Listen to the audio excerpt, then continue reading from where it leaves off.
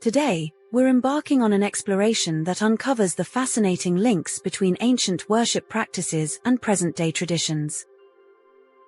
Our focus will be on the Queen of Heaven worship, a practice from ancient times that some claim has been cleverly disguised as the veneration of the Virgin Mary in Rome.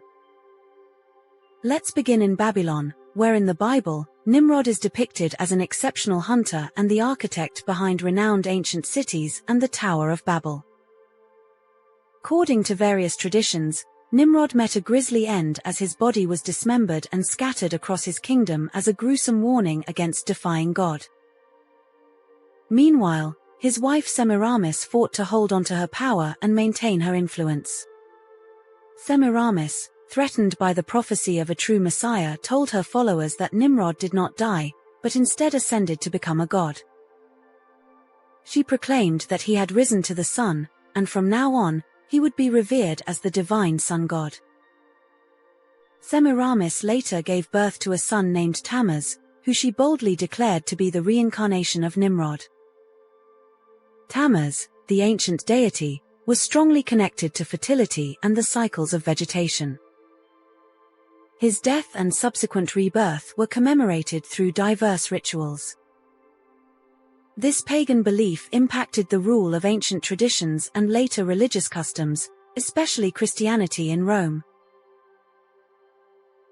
Nimrod's association with the sun not only linked him to its powerful energy but also evoked the overwhelming presence and immense power of the elemental forces. Baal, the deified Nimrod, is strongly associated with the ancient tradition of fire worship, a secretive pagan ceremony concealed within modern Christianity. Nimrod's connection to the fish deity symbolized his power to provide abundance and nourishment to his community. The fish god, commonly portrayed with a fish tail and a human torso, symbolized the abundance of water and the fertility it brought to the land. Moreover, trees, especially evergreens, had significant symbolic meaning in connection with Nimrod. These symbols were associated with life and fertility because they were perceived as long-lasting, connecting to the legend of Nimrod's resurrection through his son Tammuz. It comes as no surprise that the fish symbol became associated with Nimrod, given his connection to these characteristics.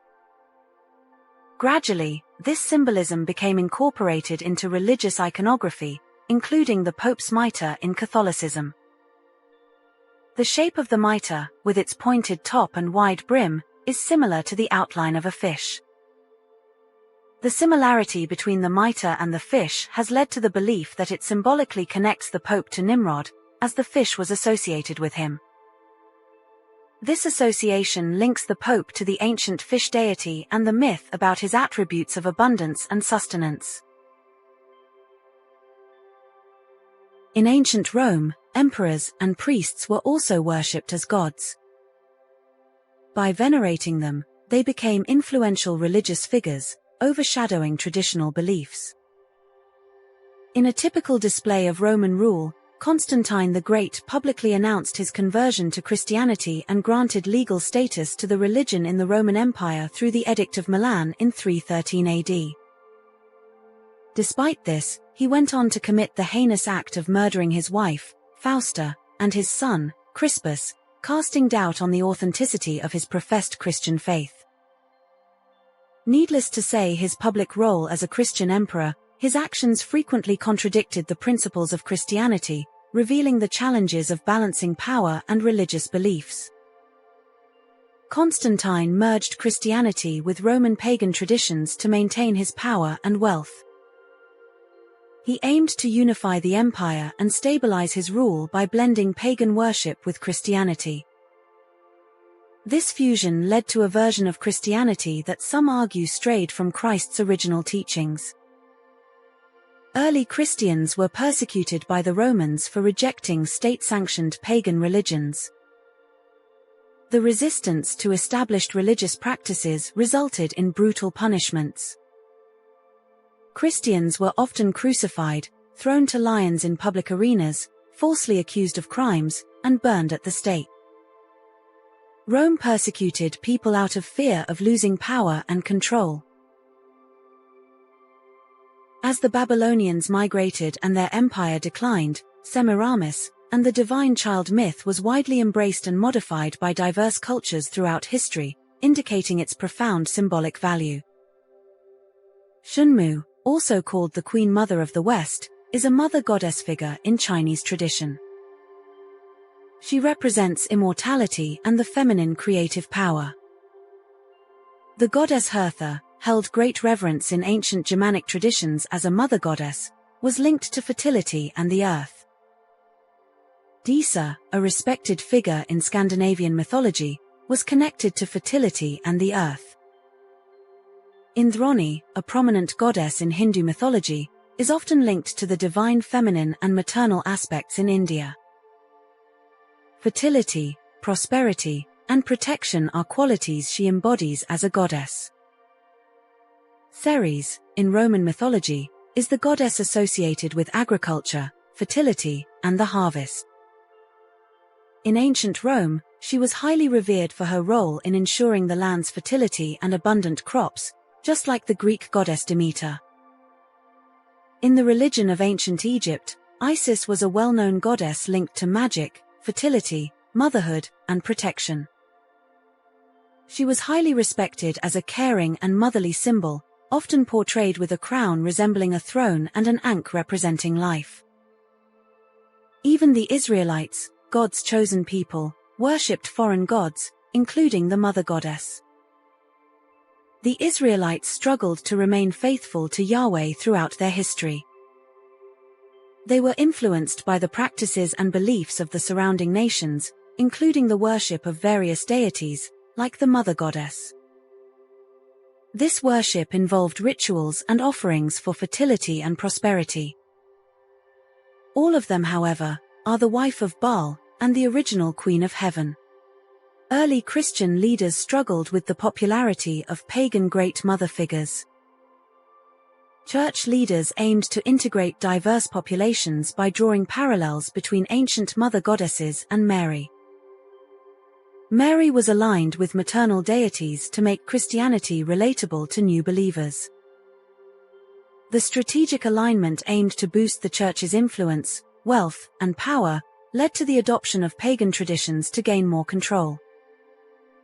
Christianity was presented as a continuation of familiar religious themes, easing the transition from pagan beliefs. However, associating Mary with pagan goddesses undermined Christian teachings. The original teachings of Christ were altered, leading true Christians astray and compromising the purity of their faith.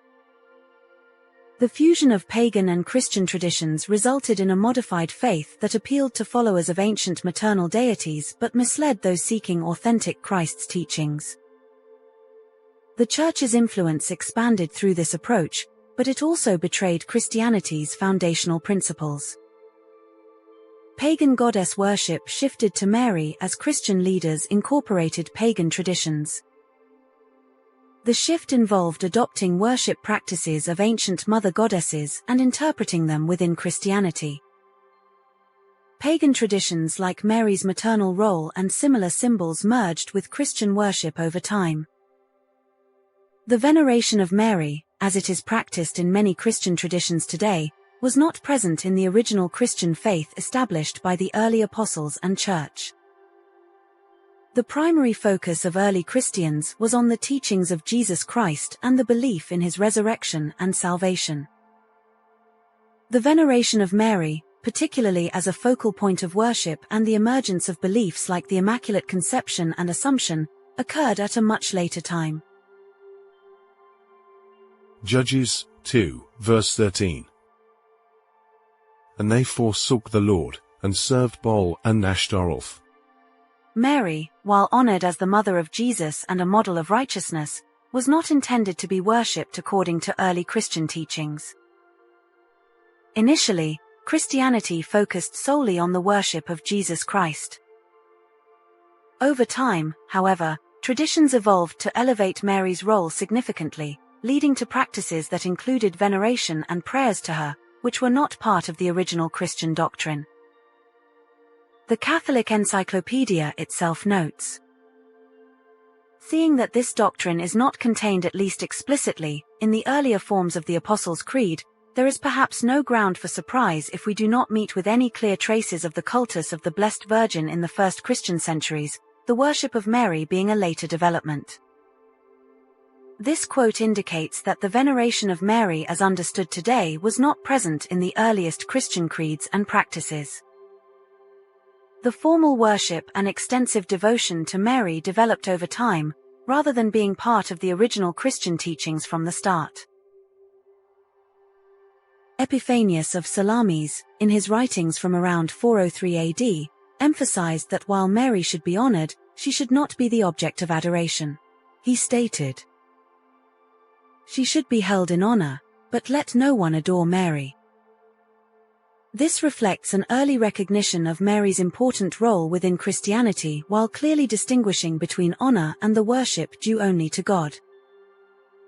Despite the absence of explicit veneration in the original teachings, the Catholic Church formally established the worship of Mary as a central doctrine at the Council of Ephesus in 431 AD. This council affirmed Mary's title as Theotokos, or Mother of God, which significantly elevated her status within the Church. This decision marked a pivotal shift, incorporating a more pronounced role for Mary into Catholic doctrine, even though such practices were not part of the early Christian teachings. It's important to note that the Council of Ephesus in 431 AD, where the veneration of Mary as the Mother of God was officially established, took place in a city historically associated with the worship of the goddess Diana.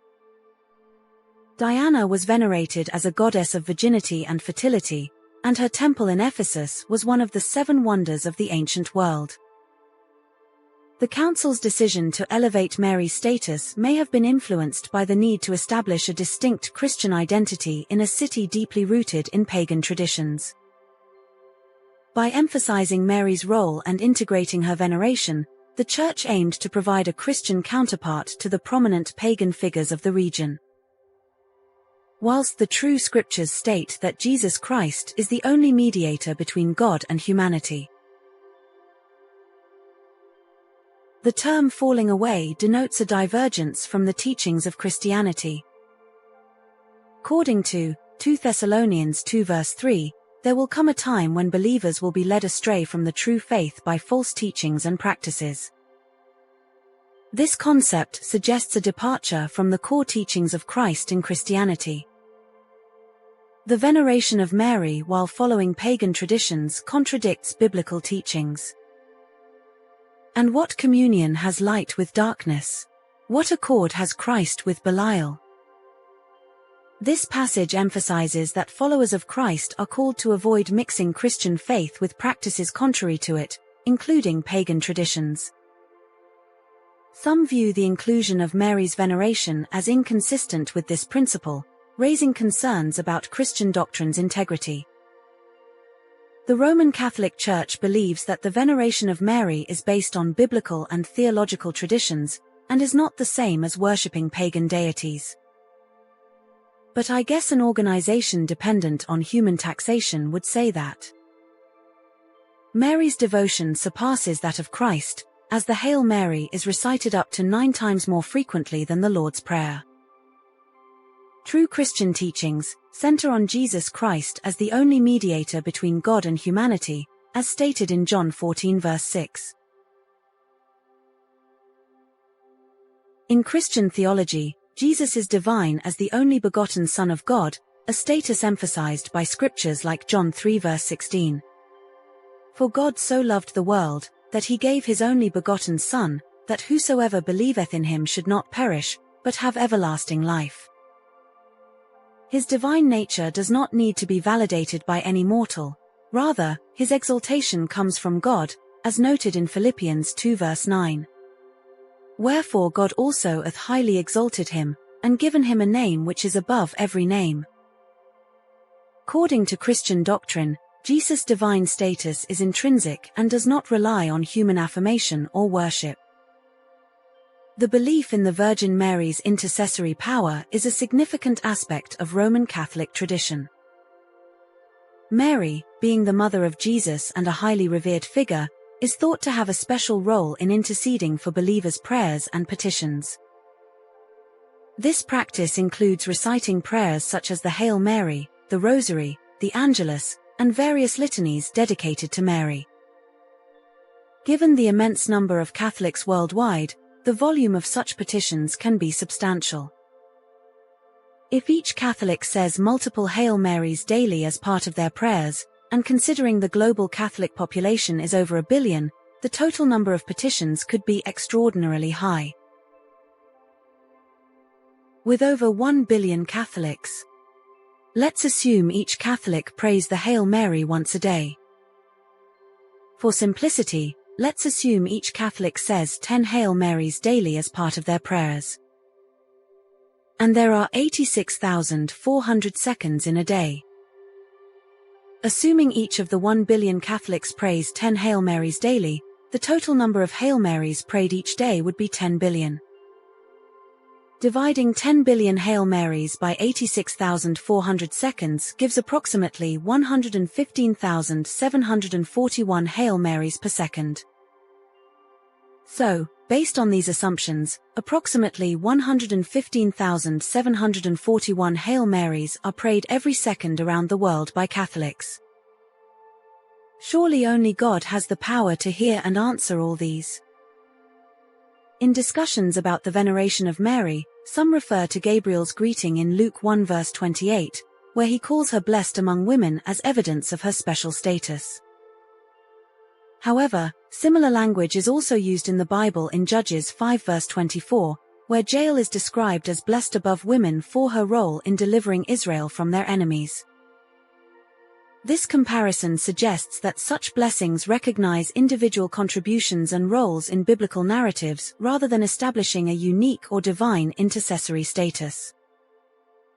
Thus, while Luke 1 verse 28 honors Mary, it does not necessarily imply the same veneration ascribed to her in some Christian traditions, as this concept is not directly supported by these scripture passages alone.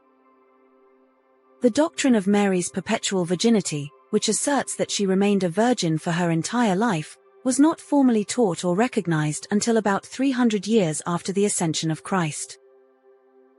It gained official status in Rome at the Council of Chalcedon in 451 AD. However, the New Testament indicates that Mary had other children after Jesus, referring to him as her firstborn. This suggests that the belief in Mary's perpetual virginity developed later and is not supported by the biblical account of her having additional children. Pope Pius XII formally declared the dogma of the Assumption of Mary in 1950, not 1851, stating that Mary's body did not undergo decay but was assumed into heaven. However, this doctrine is not explicitly supported by the Bible. John 3 verse 13 says, "And no man hath ascended up to heaven, but he that came down from heaven, even the Son of Man which is in heaven." This verse suggests that no one, other than Jesus, has ascended to heaven, which contrasts with the doctrine of the Assumption of Mary. In conclusion, the veneration of Mary as seen in many traditions today can be traced back to the ancient worship of the Mother Goddess, a practice deeply rooted in pagan cultures long before the advent of Christianity. This adaptation of older beliefs into new religious practices underscores the persistent human tendency to blend and transform spiritual symbols. However, it is crucial to recognize that such veneration has no foundation in the scriptures. The Bible explicitly designates Christ as the sole mediator between God and man. By returning to the original teachings of Christianity, we can understand that while Mary was a remarkable and blessed woman, the worship attributed to her finds no support in biblical texts, highlighting a significant deviation from the faith's authentic roots.